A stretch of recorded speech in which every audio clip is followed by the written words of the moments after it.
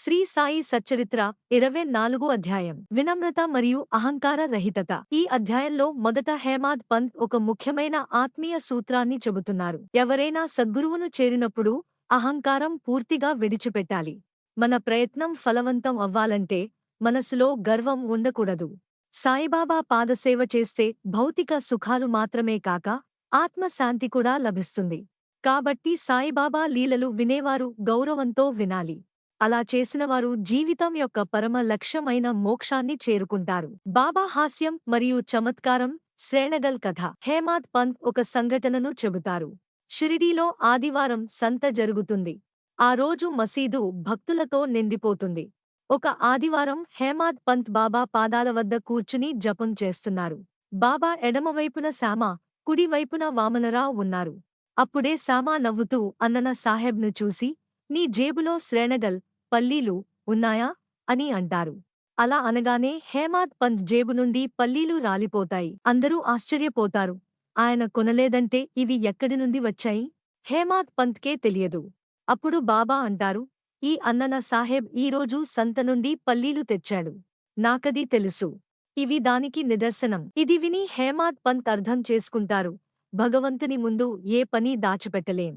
ఏదైనా అనుభవించే ముందు గురువుని జ్ఞాపకం చేసుకోవాలి. సుదాముని కథ పాఠం. ఇక్కడ హేమాద్ పంత్ శ్రీకృష్ణుడు మరియు సుదాముని కథ చెబుతారు.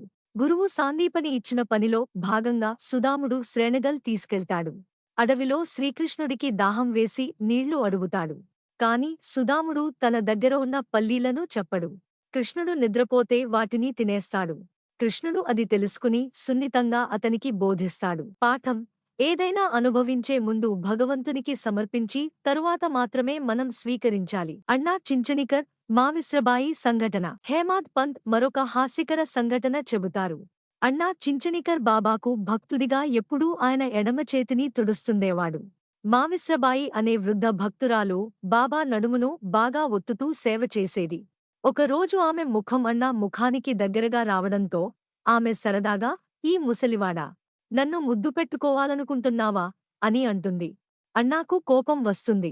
ఇరువురి మధ్య సరదా వాగ్వాదం జరుగుతుంది. బాబా ఇరువురిని సమానంగా ప్రేమించేవారు కాబట్టి హాస్యంతో సమస్యను పరిష్కరిస్తారు.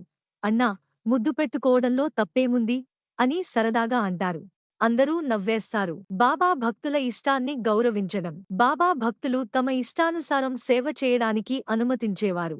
కాని ఇతరులు జోక్యం చేసుకోవడాన్ని ఇష్టపడేవారు కాదు. ఒకరోజు మావిశ్రబాయి బాబా కడుపును బలంగా ఒత్తుతుండగా ఇతరులు, అమ్మా, నెమ్మదిగా చేయి అన్నారు. బాబాకు కోపం వచ్చింది. కర్రను తన కడుపులోనికి చొప్పించి స్తంభానికి ఆనించి చూపించారు. భక్తుల సేవలో ఇతరులు జోక్యం చేసుకోరాదని. తరువాత అందరూ అర్థం చేసుకున్నారు. బాబాకు ఎవరి సేవ అయినా భక్తి భావంతో చేయబడితే ఆయన దాన్ని సంతోషంగా స్వీకరిస్తారని. ఇంతటితో ఈ అధ్యాయం ముగుస్తుంది. శ్రీ సచ్చిదానంద సద్గురు సాయినాథ్ మహారాజ్ కి జై. మరిన్ని మంచి భక్తి కథలు మరియు వీడియోల కోసం ఈ ఛానల్ని సబ్స్క్రైబ్ చేసుకుని లైక్ అండ్ షేర్ చేయండి.